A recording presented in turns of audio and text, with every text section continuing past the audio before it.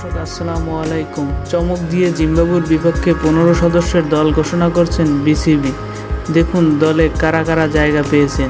জিম্বাবুয়ের বিপক্ষে 5 ম্যাচের টি-20 সিরিজ খেলবে বাংলাদেশ। আসন্ন এই সিরিজে প্রথম 3 ম্যাচের জন্য দল ঘোষণা করছেন বাংলাদেশ ক্রিকেট বোর্ড বিসিবি। চোটের কারণে লম্বা সময় ধরেই জাতীয় দলের বাইরে ছিলেন মোহাম্মদ সাইফুদ্দিন। চোট কাটিয়ে সর্বশেষ বিপিএল দিয়ে খেলায় ফেরেন তিনি। খেলেছেন চলমান বিপিএলও। এবার আন্তর্জাতিক ক্রিকেটে ফিরে যাচ্ছেন এই পেস বোলিং অলরাউন্ডার। 15 সদস্যের দলে ফিরেছেন সাইফুদ্দিন ছাড়াও আফিফ হোসেন। এই মিডল অর্ডার ব্যাটার মূলত অফ ফর্মের কারণেই বাদ পড়েছিলেন। সাম্প্রতিক সময়ে খুব বেশি ভালো না করলেও আবারও তাকে দলে ফিরিয়েছেন টিম ম্যানেজমেন্ট। ডিপিএলের পারফরমেন্স করে সুযোগ মিলেছে পারভেজ হোসেন ইমনেরও।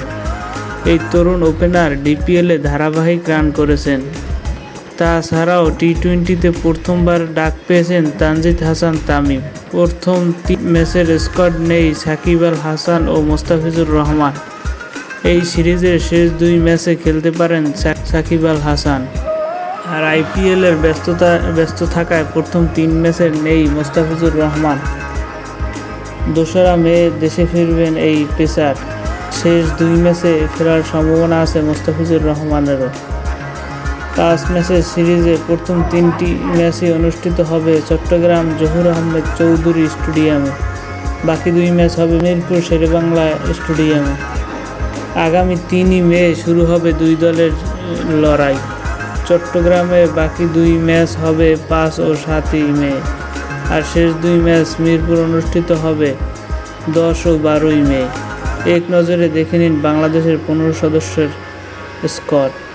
1 নাজমুল হোসেন অধিনায়ক, 2 লিটন দাস, 3 তানজিদ হাসান, 4 তাওহিদ হৃদয়, 5 মাহমুদুল্লাহ, 6 জাকির আলী, 7 মেহেদী হাসান, 8 রিশাদ হোসেন, 9 তাসকিন আহমেদ, 10 শরীফুল ইসলাম, 11 তানজিম হাসান, 12 পারভেজ হোসেন, 13 তানভীর ইসলাম, 14 আফিফ হোসেন, 15 মোহাম্মদ সাইফুদ্দিন।